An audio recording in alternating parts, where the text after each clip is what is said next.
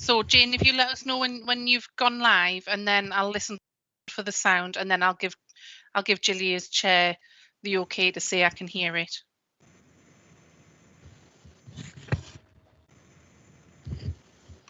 Jane, if you're speaking, you're on mute.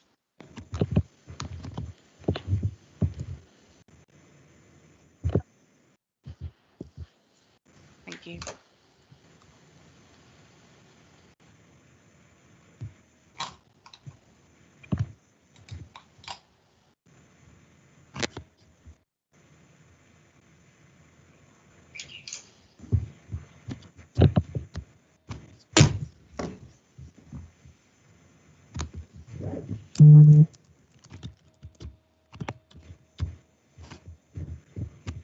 Chair.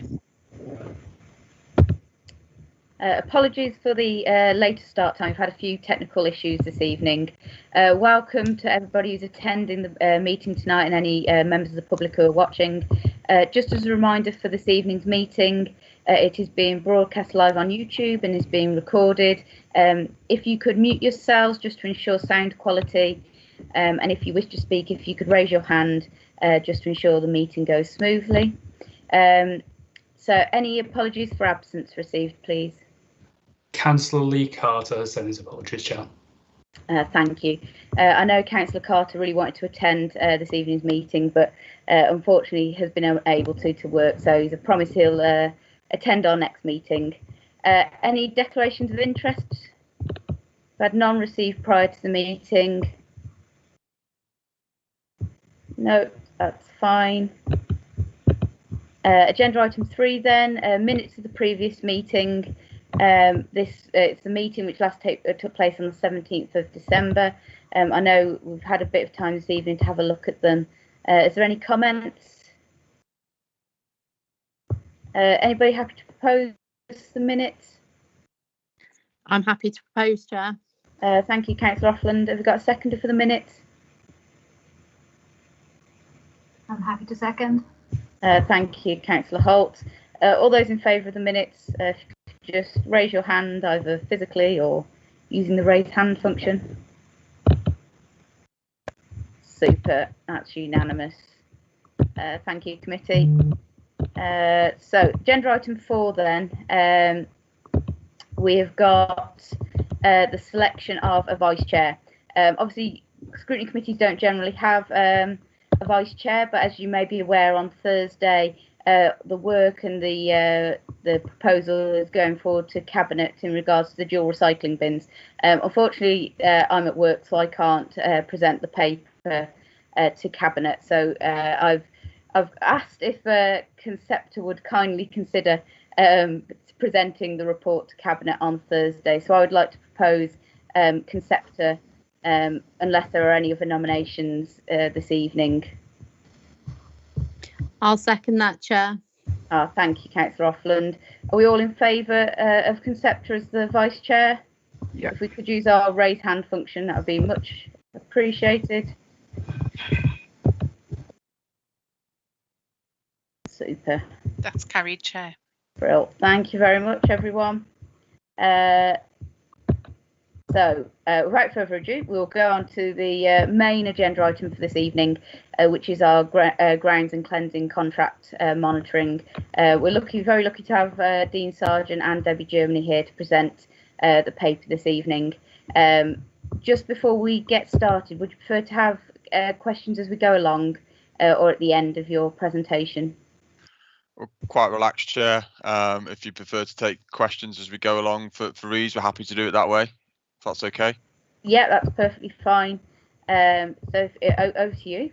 Thank you, Chair. Good evening, everybody. Thank you for inviting us along to provide an overview of the environmental commitments that we have through delivery of our grounds and cleansing services delivered, as you'll be aware, through partner ID Verdi.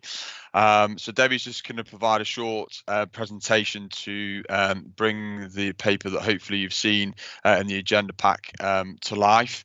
And I think it's important in noting that the actions that have been set out both in the paper and that we'll discuss in the presentation are really sort of a moment in time, a snapshot in time, and as you'd expect, the environmental aspects and the climate change commitments that were already there and already highlighted will change and evolve as we move forward. So this is very much a bit of a snapshot in time, and hopefully the information that we provide today will be of interest. So over to you, Debbie. Thank you. Can everybody see that presentation slide? We can, yeah. Yeah, great. Okay. Right, just to give some background to the IDVerde contract, it was let through competition and the contract commenced in April 2019. It's got a value of 4.2 million of core contract works, and we also have additional works that might be put through that contract over and above those core contract requirements. They operate from Granville House, which is a depot that we had prior to the IDVerde contract. It's council owned. That depot is shared with Balfour Beatty and our fleet management services. And IDVerde employ around 100 operatives on the contract, most of whom all live locally. They all live in the borough. It's a performance-based contract, so it's really, we don't specify frequencies with the exception of grass. It's for IDVerde to determine how they go about completing the work to meet our required standards. In terms of what the scope of the contract, it's with grounds. We have playing fields and amenity grass cuts, roadside verges and meadows, all of the area that's actually within our public realm, and the cuts on that vary depending on the type of grass and where it is. We maintain shrub beds, so we do a summer prune, they do a winter prune, they will spot treat for weeds, and they will actually deal with encroachments, and then they'll have weeding performance. They also actually manage our hedges. Again, they have pruning programs for those. And there's expectations to maintain those within standard. They also manage sports pitches and also our trees and woodland. With trees and woodland, we could actually spend a lot of money managing trees and woodland. So we actually have set aside a lump sum of money and we ask IDVerde to work and perform within that spend. With regards to cleansing, they pick the litter. They carry out the street sweeping, they pick up fly tips, and they empty litter bins. So with regard to climate change, when we set the contract up, they looked at how they could actually make the operations more efficient. So the services were taken over from, or the staff were tupied over from TWS, and as part of the contract, new vehicles were procured, and they were more efficient. All the plant and equipment were fitted with trackers, and those trackers can actually be used to detect any idling of vehicles and the efficiency of those vehicles so that they can make that more efficient, and as a result reduces the carbon impact. All operatives are expected to go through environment management training. So as part of their induction, it's a mandatory requirement. And they also set out to buy locally where they can, so that it reduces the carbon impact of bringing supplies into our borough. And they continue to monitor fuel and utilities consumption along with their carbon impact.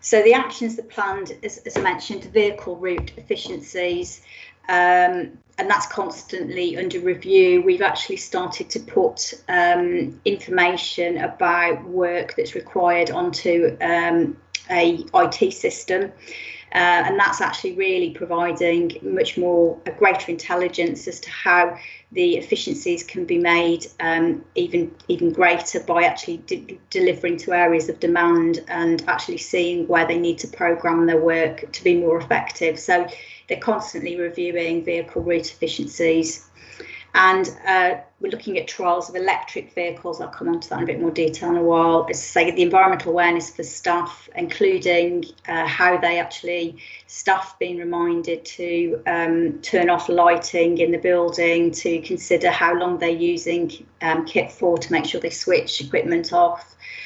Travel to work schemes is also something that ID Verde supports. So where they can, it's actually getting car share schemes, or pre-COVID, but actually now it's probably where people can work at home, reduce the need to travel.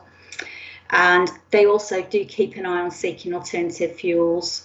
So and as a company, they continue to actually investigate that to see how they could capitalise on that. They do, as a company, also enhance and encourage biodiversity. So where we can plant trees, where we can actually invest into our green open spaces. And more recently, they've been supporting the delivery of whips through the climate change agenda to people that actually engage with us on the Request a Tree scheme.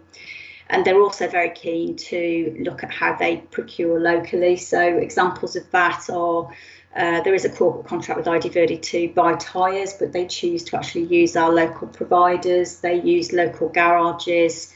And so outsource and actually engage with local providers, and they also procure their livery locally as well.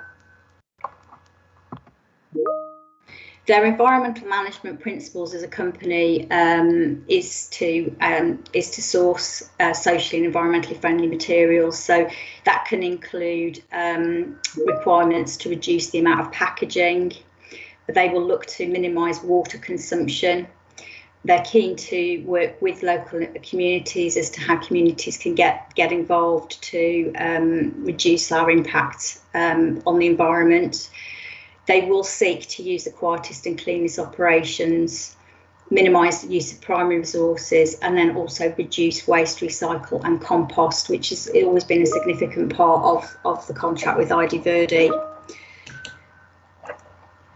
So with the vehicles and equipment, just to go into more detail, we have community action teams which are in the process of being launched, and as part of that, those teams will be equipped with electric vehicles where possible. So those electric vehicles are being rolled out where possible. To support that, there will be electrical vehicle charging points installed at Granville House. And we've also actually replaced some of the power tools with electric tools. So examples of the strimmers, hedge cutters and chainsaws. So where there's been an opportunity to do that, those steps have been taken.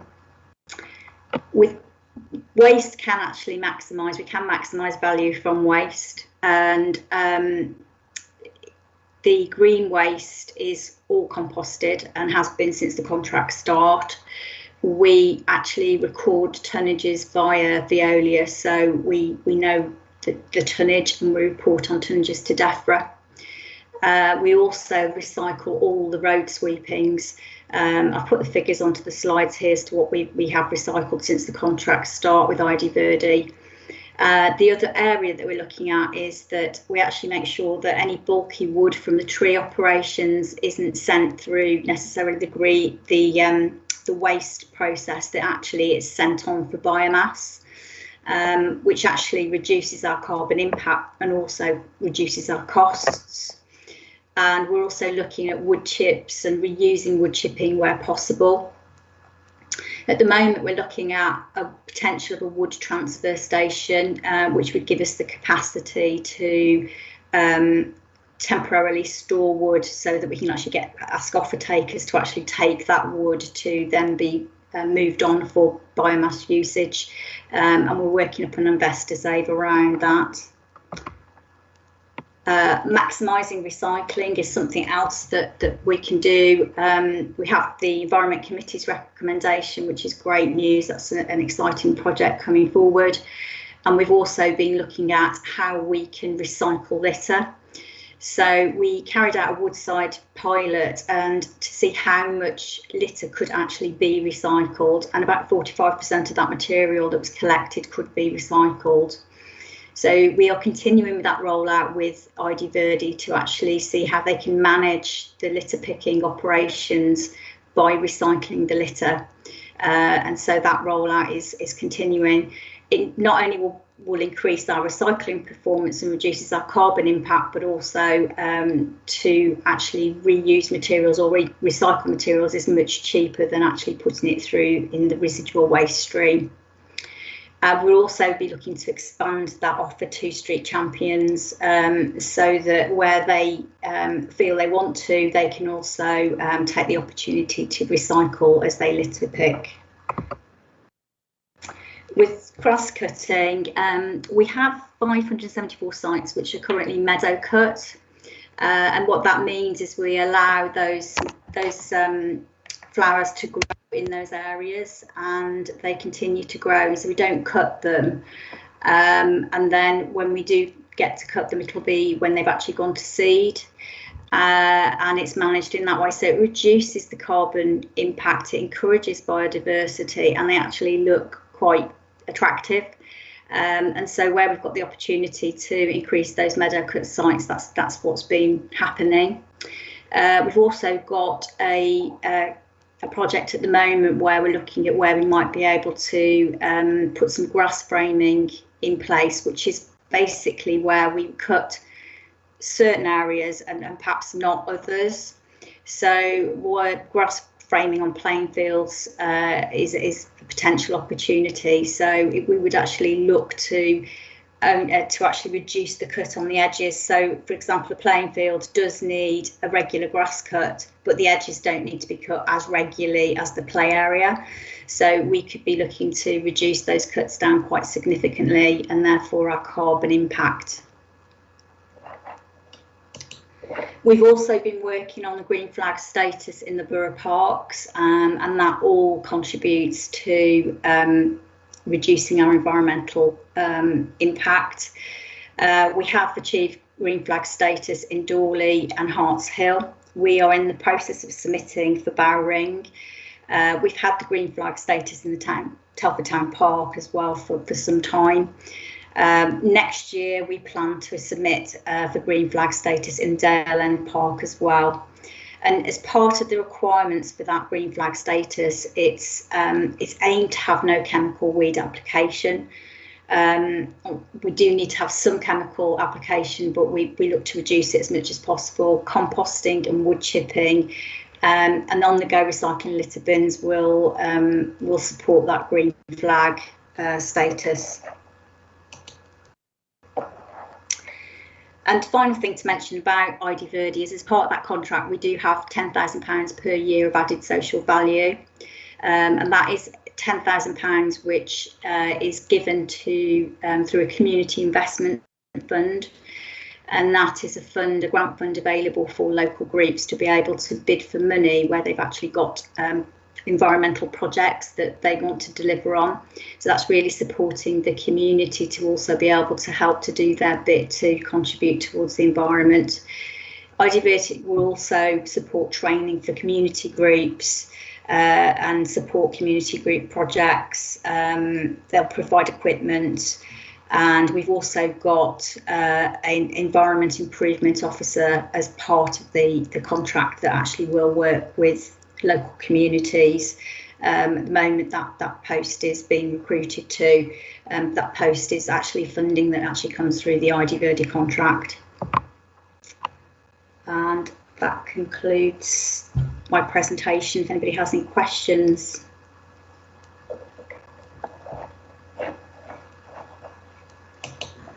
Is my okay to make sure was gone?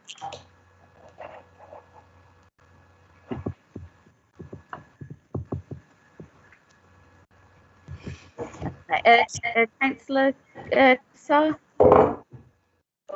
There's some great news in there, so I'm really glad to see things about our green flag status and the meadow cutting and whatnot. I wanted to know what currently happens with the compost that we generate, because some councils make this available to private residents and to community groups, so it'd be interesting to know what happens to ours. And with spraying of glyphosates, whether there is potential for us to go further. I think there's a lot of public education needed about meadow cutting, what constitutes meadow flowers, and the importance of biodiversity within our streets as well, where weeds aren't causing a dangerous problem to structures, as is the case in things like buddleia, but we're actually destroying a lot of important field margin plant species that are important for things like butterflies and bees when we're spraying them. So if there's any opportunity to reduce the spraying and use things like, I believe there's a kind of bubble foam technology now which can be used in place of this as an alternative, and what the scope is for that. Thank you. So there's really great points there. With regard to the composting, at the moment, any green waste that's actually collected from our curbside, household curbside, or actually collected by ID Verde through their operations is actually taken to a green waste processor. So they will actually process that waste, and then they actually will create the compost. So that waste then is then composting. Compost as a result of that process is not owned by us. That doesn't mean to say that we couldn't look at the opportunity in the future for operations to compost our green waste through those ID Verde operations if there was an opportunity to do so. But that's currently what happens to it. So it does get composted, but we don't own the compost or reuse that compost as a result because it's not in our ownership once we've actually passed that on for processing. The point about glyphosates is really interesting because that's always been one that's been debated in Europe for quite some time now, and where, as I said, mentioned with the borough parks, we'll look to reduce the impact of that, but I think to date we haven't necessarily found an alternative that does the job as well. But again, it is one to keep under review. That doesn't mean to say that as things advance that's not something that we have an opportunity to change in the future, but I think that's why it's still been debated in Europe and has been for a number of years. The meadow cutting, I think that's great, isn't it? I think where we can expand out number of sites, we've got 574 sites. If we can do more of that and they're on suitable sites, I think we would seek to do that, and some of them really do look quite pretty. And so I think, and the point about reducing spraying, again, it's all work that we'll keep under review with ID Verde. So they're regular conversations we do have with them. We have a monthly contract meeting with them, and they also have a more strategic meeting 4 times a year. And actually, throughout those meetings, we'll actually look at what they're doing to actually reduce the carbon impact and what the opportunities are for doing that. So it is a case of keeping it all under review and seeing what we can do to do a bit more. As part of that review, might we be able to request that we look at best practice from councils that have already adopted a zero glyphosate policy, because there's a long list of councils currently doing that in the UK. Certainly, yeah. Yeah, I think that's something for us to look at as a council. Thank you. Just to add, if I can, Debbie, Councillor, that last year we were looking at, there's lots of different sort of technologies and alternatives on the market. There's glyphosate alternatives, and particularly in some of the sort of more urban areas of where we had weed growth, we were looking at options around sort of almost like a street sort of sweeper that had got like sort of quite a wire brush on it for ease of description, that would almost kind of take the weed out, if you like, right, and avoid that kind of chemical spray. It's right application in the right location. So we're constantly exploring options that are available to reduce and even eliminate where we can the use of glyphosate, and obviously the best practice from other authorities. Absolutely we can draw on those networks and take that forward as required, really. Can we look at public education as well? Because there are some things like ragwort where it's people seeing it growing in the wrong place would consider it a weed, but even removing it, then you're removing the potential for it as a forage plant for various butterflies, etc. So getting people used to the idea of there being some greenery sometimes in some parts, because I find that's often, people think that it's a sign of a place being unkempt and uncared for. I wonder what the options are, much like with grass cutting and meadow work, where sometimes, they will cut the margins just to show, no, we have seen this place, we're choosing to leave it like this. I'm not sure what can be done. I'm not sure what's worked well in other places, but that might be something we could explore. Yes, absolutely. Yep. Definitely education. Yeah. Thank you. Thank you for that. It was really interesting questions. Councillor Nelson? Yeah, thank you, Chair. I had quite an interesting point raised by Councillor Casa, and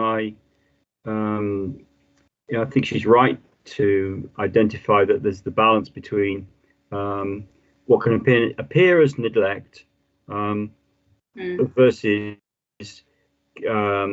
supporting vegetation, which is itself a hazard. So, and that's, that balance is just something for us to be aware of and to positively identify. And then there's a positive story to tell. There's a reason we haven't cut this verge, or we've only cut it in this way, because that's striking that balance between, one sort of public community and environmental benefits. So I think that point's very well made about that balance between neglect versus a positive environmental benefit. So I thought that was important to support that, because it's, you can see examples across the borough. The point of question, and thank you for your presentation, Debbie. It's not a problem at all. Looking at the opportunity for litter pickers throughout the borough to be able to segregate into what is potential residual, which at the moment could all be residual, and proper recycled material, so glass, plastic, tin, and that street champions who are sort of like formally designated, a little bit sort of there's a bit of formality about that with Tuffle and Wrekin, have the opportunity to create segregated litter and then have it disposed through a recycle route, which is great.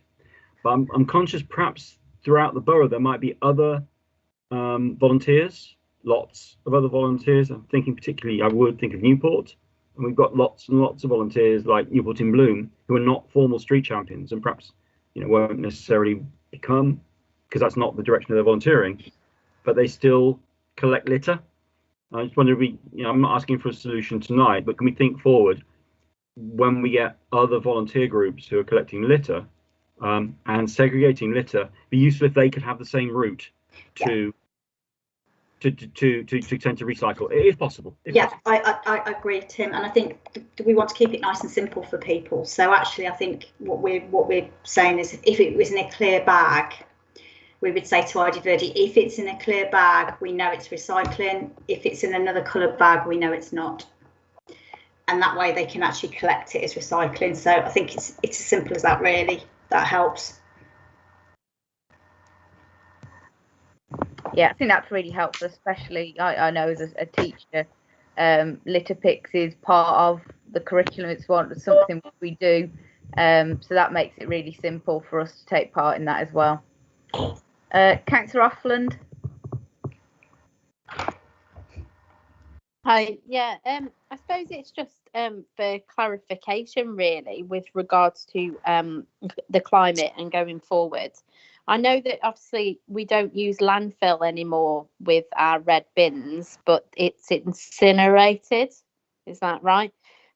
So is any of this recycled, and then what impact does that have on the climate going forward if we're incinerating? Okay, so energy from waste is what we like to call it, because it does create energy, but it has more of an environmental impact than recycling. If we wanted to really reduce our impact, we'd reduce our waste as much as we possibly could, and we wouldn't put it in the system at all. But then when we go through the waste hierarchy, we'd look at recycling first, and then we have energy from waste, and then landfill last of all. So yes, we do divert the majority of our residual waste that goes into the red top bin, does go from an energy from waste, but preferably we'd still want to be reducing that to get it into the recycling waste stream, because that's more positive than it is from putting it into the residual waste stream, which is our red top bin. And it's also half the price, so it's half the cost. Yeah, so it's environmental, I know that, and it's great from a cost point of view as well. Yeah, because I think in a fortnight I probably have one bag of rubbish probably in my red bin, because I recycle a cling film and everything, but obviously it's not recycled from the door. You have to take it somewhere, so it's probably not an option for a lot of people to do that. But also I echo the bit on education, about, you know, why we're not cutting that edge and that, because I've had it where people have gone, oh, well, how come they haven't cut that grass bit? That hasn't been done. But the reason is because of what's there and what's growing. So I think key points on that, which I've had from other councillors. So that would be good to do some education on that. Thank you for that, Councillor Offland. Just continuing on that point about kind of recycling and waste, I just wondered if I don't know, you may not have these figures to hand, but a question to kind of just I'm interested in is how much, in terms of our recycling, how much is contaminated from our purple top bins?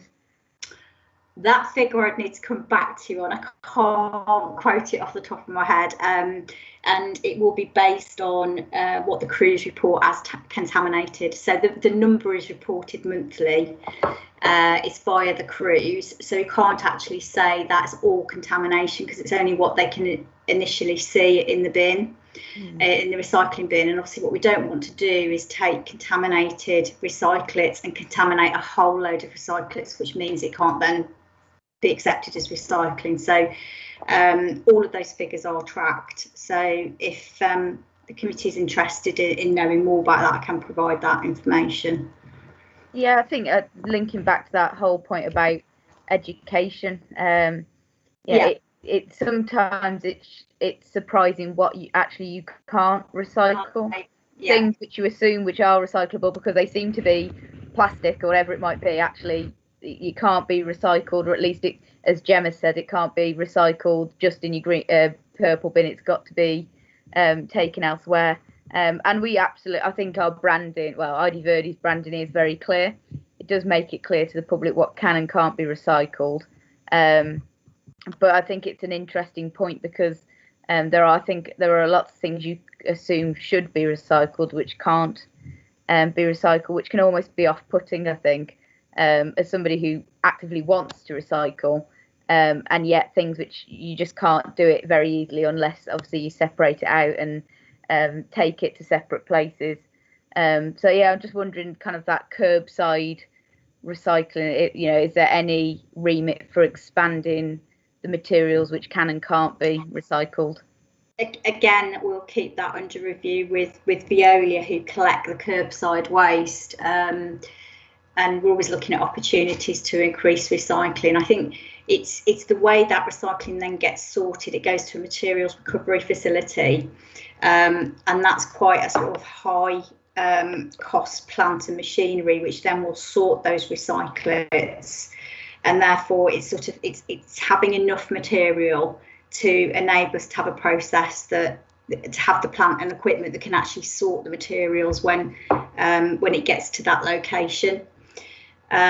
We separate out the paper and card, as we know, and that's collected separately, and that's basically because we need to maintain the quality of that paper and card so it can be recycled. But where opportunities present themselves, where it would provide a significant amount of quantity, then I know Veolia would look at it. But it is a case of being able to actually sort it as well. But we do try to make sure that we've got a good range of materials that can be collected at the curbside. And what we know from having the purple top container, which is a commingled solution, is that led to an increase in recycling because people found it easier to use rather than lots of separate bags and boxes. Yeah, definitely. Councillor Holt? Yeah, thank you. Yeah, would fully back the expansion of recycling more products.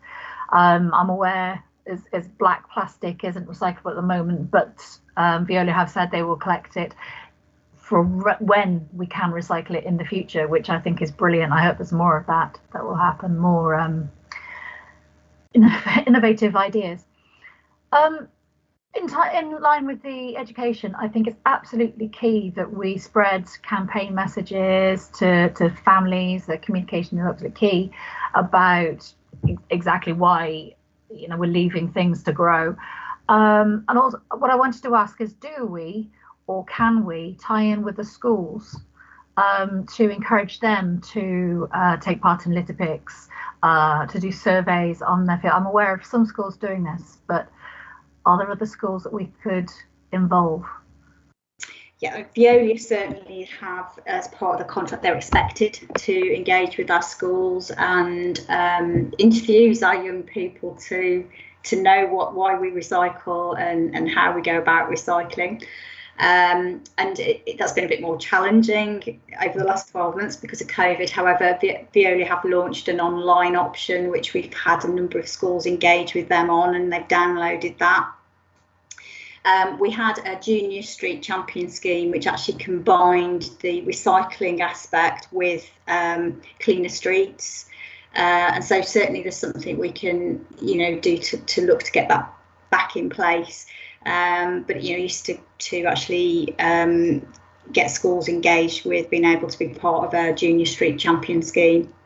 And so I think certainly we could perhaps package with Veolia more of the grounds understanding as part of the educational offer.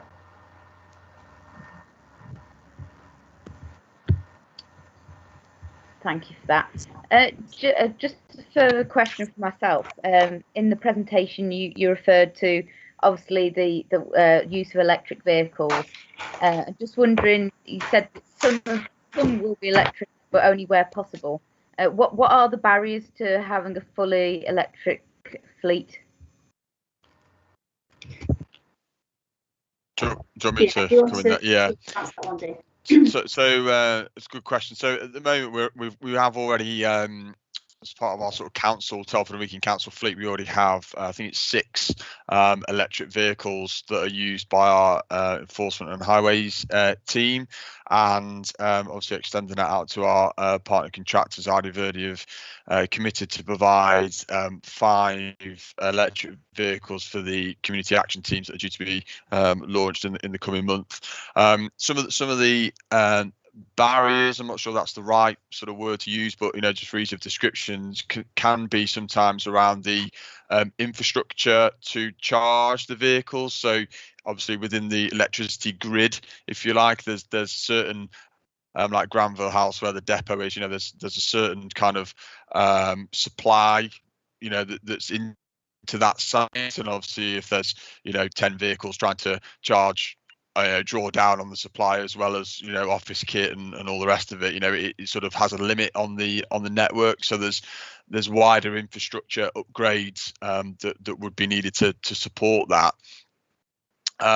Furthermore, in terms of the vehicles themselves, the vehicles that we're looking at are at the moment, the technology is sort of moving on with manufacturers, in terms of manufacturers sort of bringing to market now the larger vehicles that you might see, like the flatbed sort of type things, the larger vehicles that are available, diesel vehicles. So those vehicles are coming online, and it's around having the range of those vehicles to in simple terms, be able to kind of tow a mower and a trailer that you see, during the grass cutting season. So there's some operational challenges around the vehicles being available to meet the need of what we're trying to do, and that's why we're progressing with those vehicles, particularly with the community action teams that's suited to the task and the technologies there in terms of what the market can offer.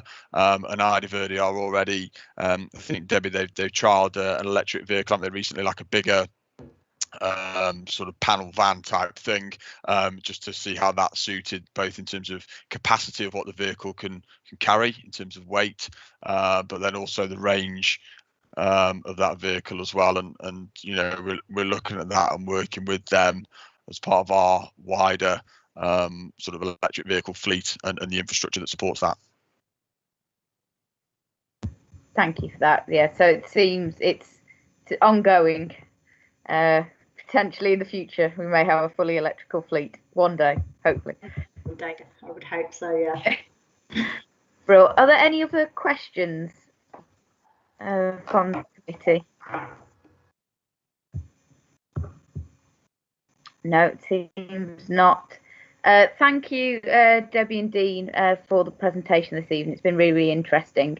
In regards to kind of the committee's next I'm just wondering if anybody has any particular areas they kind of want to look at in the future, or any questions they want Debbie and Dean to kind of go away with and look at. Either that, because obviously this is our kind of the monitoring of this is an ongoing thing anyway, like you do yourself. So I'm sure it will return to us in the future. Nelson? Oh, you're on mute. It's like Arnold England, my best lines, so you know. Yeah, I think you're absolutely on the money, Chair, in respecting numeric feedback.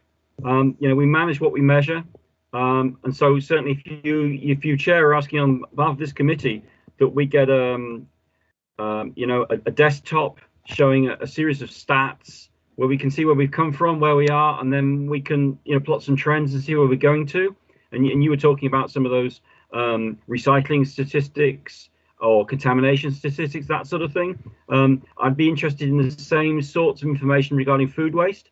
You know, how well is food waste going? Is that going well? Is that increasing? Is it, because that's got a big impact on red top bin. So I think, Chair, I would just support what you're saying, that yeah, if we can have that feedback you're looking for, but in some numeric feedback, some actual numbers based on measures. That's what I'd ask for. Thank you. Thank you, Councillor Nelson. That's really helpful. Councillor Cassar? Just in terms of what we do in future, I wondered whether we might be able to look, because I know from the previous minutes we've looked at developers and standards. I wondered whether we might look at some fairly easy to implement ideas within the borough, for instance, things like swallow bricks in new developments. It would be very cheap to ask developers to be able to put these in when building new buildings. Wouldn't cost much, would create new habitats for animals that are being deprived of their habitats, and other simple measures like that. There have been cities like Belfast that have done this. They've become a swallow city with all their new developments. So I wonder whether Telford might be able to look at case studies like this and see what we can do, not necessarily just with swallows, but there should be, you know, some quick wins that we could do that would improve biodiversity within the borough. It's really, we're about to update on the local plan with biodiversity. So that's a really interesting idea, which I'm sure can be passed on to Gavin and Mark Latham as well. Because I'm sure it's something they'd be really interested in. Thank you. Yeah, it's really interesting ideas which can take forward, especially in regards to obviously new place and kind of things which we can implement ourselves as kind of a leading within the borough on these areas. So that's a really good point.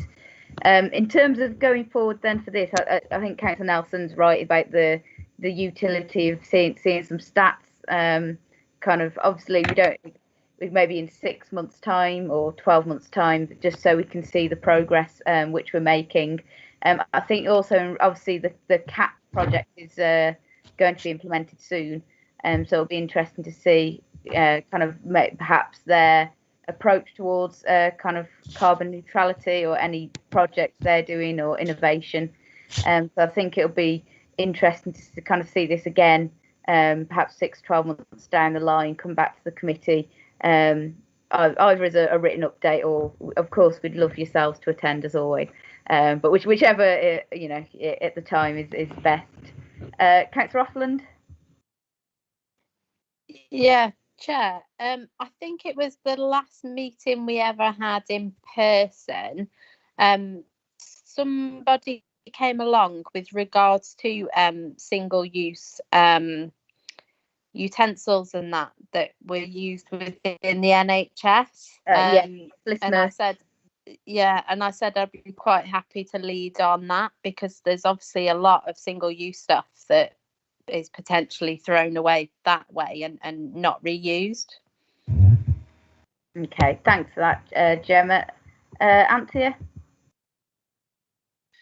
Yes, Chair, it was just on that point. I think the intention had been to progress that, but then with going into the pandemic, the need to have single-use plastic or single-use utensils became more required as a result of the pandemic and the risk of transmission of infection. So I think it got deferred for a period, but I'll mention it to Fliss Mercer and her team to see if there's a time when it can be picked up again.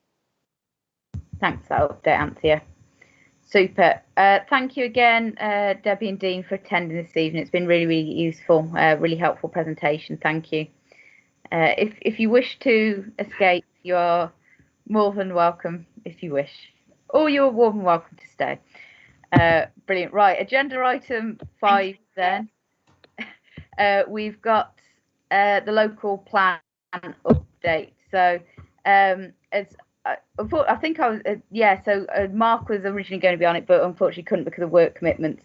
But we've been doing some work on the local plan. So the local plan is up for review over the next few months. It'll be going through the consultation process and so on. So myself and some members from the Community Scrutiny Committee were also in attendance, and we've done some, as a working group, we've been working on looking at biodiversity, net gain and urban greening through the prism of the local plan. So it's been a really interesting piece of work. So throughout February, we held 4 meetings where we spoke to officers from other councils, so real specialists in this area, to kind of learn about their experience in the 2 areas, and kind of adapt and adopt some of that best practice from other areas for our own local plan. So the local plan, as I said, is going to be going through consultation over the next few months. So the aim is for the work we did as a working group to go to Cabinet, hopefully in April, May time.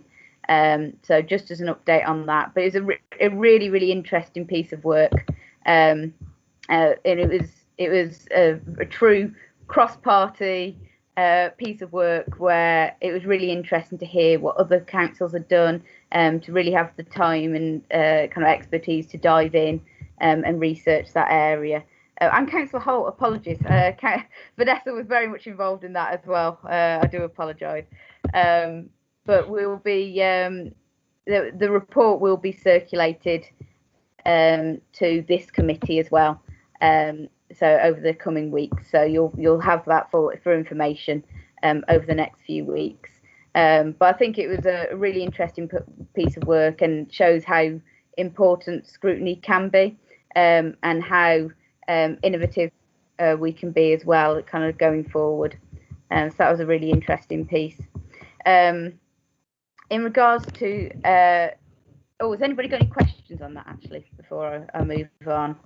In regards to the local plan, if there's any technical questions, I will need to refer to Anthea.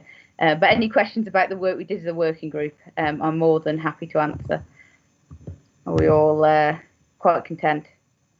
In regards to then agenda item 6 with the kind of chair's update, you'll be getting an email from Kieran over the next week or so in regards to the workshops which Fliss Mercer has offered to the members of our committee, kind of looking at future actions for the carbon neutral action plan. So I know our last meeting, I think it was our last meeting, there was some interest, especially from Councillor Nelson, in regards to food waste, looking at different actions which perhaps aren't on the carbon neutral action plan yet, which we could be looking into, and maybe perhaps what Gemma was saying in regards to plastic and reusable utensils, and maybe what Concept has just said as well about how do we integrate that ability to have habitats in building developments and so on. So that might be something we might be able to pick up through that. So once you get that email from Kieran, we should be able to organise those over the next few weeks, and we're hoping to carry those workshops out in April. As I mentioned previously, our recommendation in regards to dual recycling bins will be going to Cabinet this Thursday. So if you are free and at a loose end at 10 o'clock on Thursday, feel free to tune in, and Concepta is very kindly offered to cover that for me as I'm at work. But I think that's a real achievement of this committee, and that shows that the change we can implement. Hopefully Cabinet will adopt it on Thursday, and then we'll see that start to be rolled out across the borough. And also in terms of the work programme for next year. So obviously we're approaching the end of the municipal year. It seems to have flown by despite having a very strange year. So there'll be communication in the next few days from Councillor Ray Evans in regards to the work programme for next year. So if there are any ideas or particular areas of interest, please feed those in so that then we can cover that and incorporate that into our work programme for next year. Is there any questions or comments? Stunned you all to silence. Anthea, have I missed anything? No, Chair, I think you've covered everything. Thank you. Brilliant. Well, that's everything for this evening's meeting. So our next meeting, official meeting, will be in the new municipal year. But obviously we will have those workshops in April. So it is not our last meeting of the year, but it's our last official meeting of the year. So hopefully with those workshops we can do some, much like the local plan, do some really good work on looking at new initiatives and how to really push forward this agenda. So I will formally close the meeting. Thank you everybody for your attendance this evening. And once again, it's been really interesting debate and presentation. So thank you everyone. Thanks everyone. Thank you.